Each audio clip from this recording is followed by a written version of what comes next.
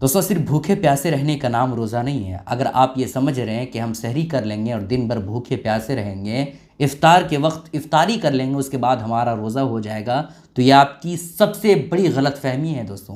क्योंकि अभी मुसलमान रोज़ा तो रख रहे हैं और रोज़ा रखते रखते कुछ ऐसी गलतियां कर रहे हैं जिससे उसका रोज़ा टूट चुका होता है और उसे खबर ही नहीं होती है कि हमारा रोज़ा टूट गया है, और वो सिर्फ दिन भर भूखे प्यासे रहते हैं। इसके अलावा और उसे कुछ भी हासिल नहीं होता है, उसका रोज़ा होता ही नहीं, क्योंकि उसका रोज़ा पहले टूट चुका होता है, जो उसे पता ही नहीं है कि हमारा इस काम के करने की वजह से रोज़ा टूट गया है। तो इस वजह से मेरे मोहतरम आपसे गुजारिश है कि इस वीडियो को ध्यान से देखिए। यह वीडियो तमाम मुसलमानों के लिए बहुत ही ज़्यादा ख़ास है। आज की इस वीडियो में पूरी बात बताएंगे कि किन चीज़ों से रोज़ा टूट जाता है और किन चीज़ों से रोज़ा नहीं टूटता है। इस वीडियो को देखने के बाद दोबारा आपको किसी की वीडियो नहीं देखनी पड़ेगी कि किन चीज़ों से रोज़ा टूट जाता है, क्योंकि पूरी लिस्ट हमने बनाया है कि किन चीज़ों से रोज़ा टूट जाता है। आखिर वो कौन सा काम है जिसको करने से रोज़ा टूट जाता है, ये हर मुसलमान को पता होना चाहिए, हर शख्स को मालूम होना चाहिए। दोस्तों,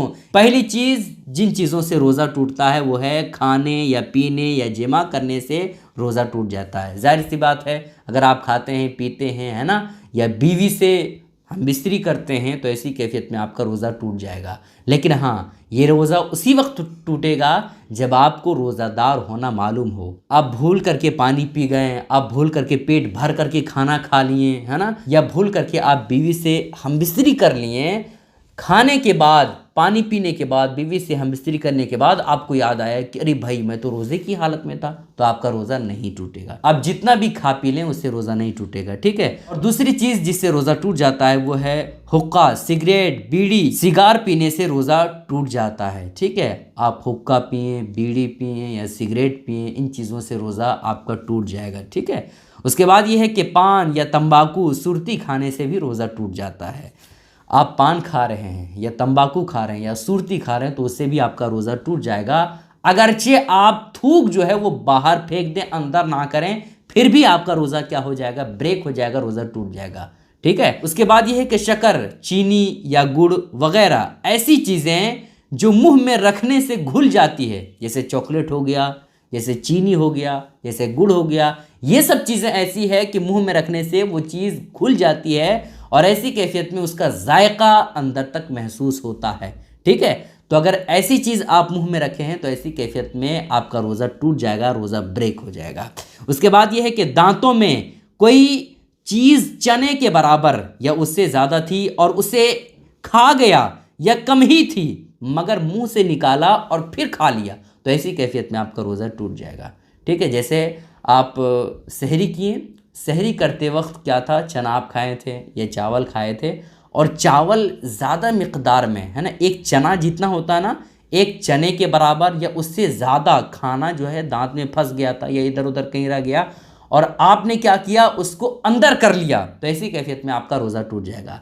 और अगर चना के बराबर नहीं था, थोड़ा सा खाना था, और आपने क्या किया, दांत से निकाला और बाहर ऐसे देखा और आपने फिर से खा लिया, तो अगरचे थोड़ा ही क्यों ना खाना हो, अगर आपने उसको हलक के अंदर कर लिया, तो ऐसी कैफियत में आपका रोज़ा टूट जाएगा। उसके बाद जिन चीज़ों से रोज़ा टूट जाता है वो है दांतों से खून निकलकर हलक से नीचे उतरा और खून थूक से ज़्यादा या बराबर था या कम था, मगर उसका जायका हलक में मालूम हुआ, तो इन सब सूरतों में रोज़ा जाता रहा, रोज़ा टूट जाएगा।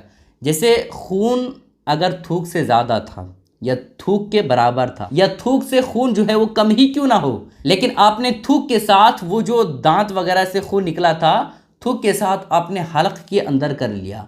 खून का जो मज़ा होता है, खून जिस टेस्ट का होता है, वो आपको हलक के अंदर महसूस हुआ, तो आपका रोज़ा टूट जाएगा। अगरचे खून थोड़ा ही क्यों ना हो, थूक से कम ही क्यों ना हो, तो रोज़ा आपका टूट जाएगा। लेकिन आगे जो बात लिखी हुई है उसे आप ध्यान से सुनिए। और अगर खून कम था और मज़ा भी मालूम ना हुआ, तो रोज़ा न गया। अगर खून कम था और मज़ा मालूम नहीं हुआ और आपने थूक के साथ उसे अंदर कर लिया, पता ही नहीं चला कि खून था या नहीं था, लेकिन आपने आईने में या दूसरे ने बताया कि आपके दांत से खून निकल रहा है, तो उससे रोज़ा नहीं टूटेगा, ठीक है। इन सब सूरतों में बेहतर तो यही है कि जो ही आपके दांत से, मसूड़े से खून निकले, तो आप जो है वो थूक के साथ हलक के अंदर उसे ना करें, उसे बाहर थूकें, कभी भी अंदर ना करें। क्योंकि अगर ऐसा आप करते हैं तो आपका रोज़ा टूट भी सकता है। जैसा कि मैंने आपको मसला जो बताया, अगर उसके दायरे में आते हैं तो आपका रोज़ा टूट जाएगा। ठीक है। उसके बाद ये है कि पीछे के मकाम में दवा चढ़ाई या कान में तेल डाला या तेल चला गया कान में, तो ऐसी कैफियत में रोज़ा टूट जाएगा। कुछ ऐसी दवाइयाँ होती है और इंसान के अंदर कुछ बीमारियाँ ऐसी होती है कि उसे पीछे के मकाम में वो दवाई डालनी पड़ती है जहाँ से पखाना किया जाता है। ठीक है। तो अगर किसी को ऐसी बीमारी है और पीछे के मकाम में क्या कर दिया, दवाई डाला जाए, तो ऐसी कैफियत में उसका रोज़ा टूट जाएगा। इसी तरह से कान में तेल दिया है ना, और या कान में अचानक तेल चला गया तो उससे भी रोज़ा टूट जाएगा। ठीक है। तो इन बातों का ख्याल रखा जाए। रोज़े की हालत में कान में तेल, कोई भी तेल हो, नहीं डालना चाहिए। ठीक है। और आगे जो मसला है वो ध्यान से सुनिएगा। और अगर पानी कान में चला गया या डाला तो रोज़ा नहीं टूटेगा। देखिए, तेल का मसला अलग है। तेल अगर गलती से भी चला गया या किसी ने डाल दिया या खुद आपने ले लिया तो आपका रोज़ा टूट जाएगा। लेकिन पानी अगरचे आपने खुद डाल दिया या खुद से चला गया तो इन सूरतों में रोज़ा नहीं टूटेगा, क्योंकि पानी अगर कान के अंदर चला गया तो उससे रोज़ा नहीं टूटता है। ठीक है। उसके बाद यह है कि कुल्ली कर रहा था, बिला कस्द पानी हलक के अंदर उतर गया, इरादा नहीं था लेकिन ऐसे ही कुल्ली कर रहा था, गरारा कर रहा था, ऐसी कैफियत में पानी जो है वो हलक के अंदर चला गया, या नाक में पानी चढ़ा रहा था और पानी जो है वो दिमाग में चढ़ गया, तो ऐसी कैफियत में रोज़ा टूट जाएगा। आप गरारा कर रहे थे, गलती से भी पानी हलक के अंदर चला गया, इसी तरह से आप जो है नाक में पानी पहुंचा रहे थे और वो पानी दिमाग तक पहुंच गया, तो ऐसी कैफियत में आपका रोज़ा टूट जाएगा। अगरचे आप ये जानबूझ करके नहीं कर रहे थे फिर भी आपका रोज़ा टूट जाएगा।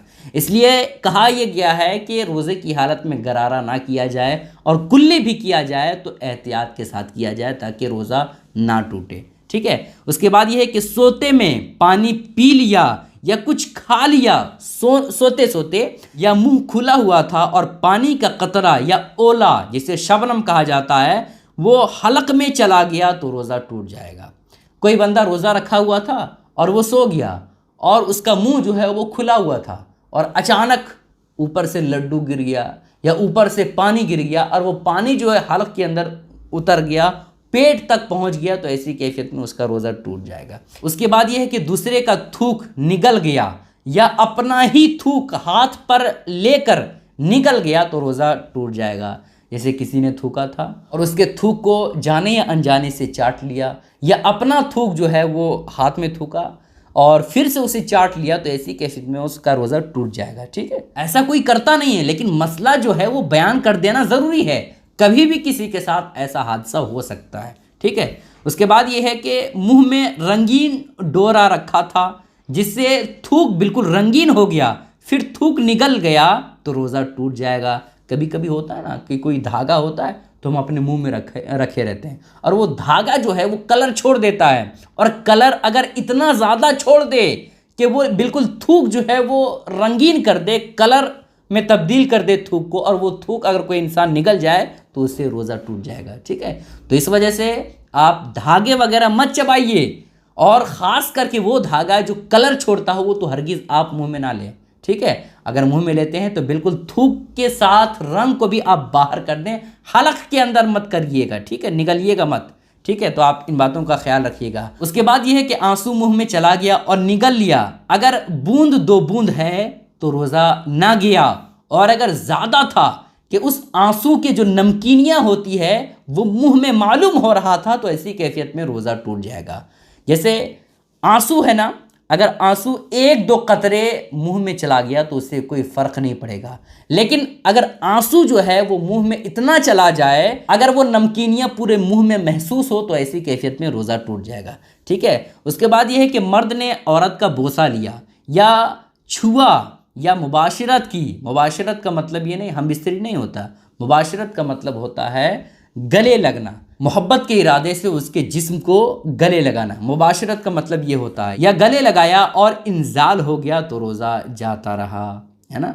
कभी कभी होता है, जो शादीशुदा हजरात हैं वो इस बात को बखूबी समझते होंगे कि जब बंदा अपनी बीवी के करीब जाता है और जब शहवत बहुत ज़्यादा बढ़ जाती है, जब बीवी के जिस्म को छूता है, तो ऐसी कैफियत में इंजाल होने का चांस ज़्यादा हो जाता है, बिल्कुल ज़्यादा हो जाता है ना। तो आप हरगिज़ हरगिज़ अपनी बीवी के करीब जाएं, रोज़े की हालत में मना नहीं है जाना, जाएं, लेकिन बिल्कुल अपनी ख्वाहिश को आगे ना बढ़ाएं, बिल्कुल कंट्रोल में रखें। बोसो किनार करें, है ना, अपने बीवी के चेहरे पर बोसा लें, जिस्म को छुएं, कोई हर्ज नहीं है, लेकिन बिल्कुल ख्वाहिश को आगे ना बढ़ाएं, इतना आगे ना बढ़ाएं कि आपके शर्मगाह से बिल्कुल चिपचिपा पानी निकल आए, ऐसा ना हो। अगर ऐसा होता तो ऐसी कैफियत में आपका रोज़ा टूट जाएगा, ठीक है। उसके बाद यह कि कसदन यानी जानबूझ करके अगर मुंह भर करके कोई कै करे और रोज़ेदार होना याद है, तो ऐसी कैफियत में रोज़ा टूट जाएगा। जानबूझ करके वो बिल्कुल उंगली कर रहा है या इस तरह की हरकत कर रहा है जिससे उसे उल्टी जल्दी हो जाए या उल्टी होने का चांस बढ़ जाता है, इस ऐसी हरकत वो बंदा कर रहा है और वो मुंह भर करके कै हो गया, तो ऐसी कैफियत में उसका रोज़ा टूट जाएगा, ठीक है। और अगर उंगली कर रहा था लेकिन कै हुआ, उल्टी हुई लेकिन थोड़ी सी हुई, तो उससे रोज़ा नहीं टूटेगा, ठीक है। और दूसरा मसला आप ये भी जान लीजिए कि बेइख्तियार यानी अचानक ऐसे ही कै हो गई, थोड़ी हो या मुंह भर करके कै हो, रोज़ा नहीं टूटेगा। अचानक ऐसे ही तबीयत ठीक नहीं लग रही थी और ऐसे ही बिल्कुल कै होने लगा और कै इतना ज़्यादा हुआ कि मुंह भर करके भी ज़्यादा हो गया, तो भी रोज़ा नहीं टूटेगा, क्योंकि उसने गलती नहीं की, बेइख्तियार अचानक कै हो गया, तो उससे रोज़ा नहीं टूटेगा। तो ये कुछ चीज़ें थी दोस्तों जिसके करने से इंसान का रोज़ा टूट जाता है। सिर्फ भूखे प्यासे रहने का नाम रोज़ा नहीं है। इस वजह से मेरे दोस्तों इस वीडियो को सवाब की नीयत से रमज़ान के महीने में ज़्यादा से ज़्यादा लोगों तक पहुँचाइए,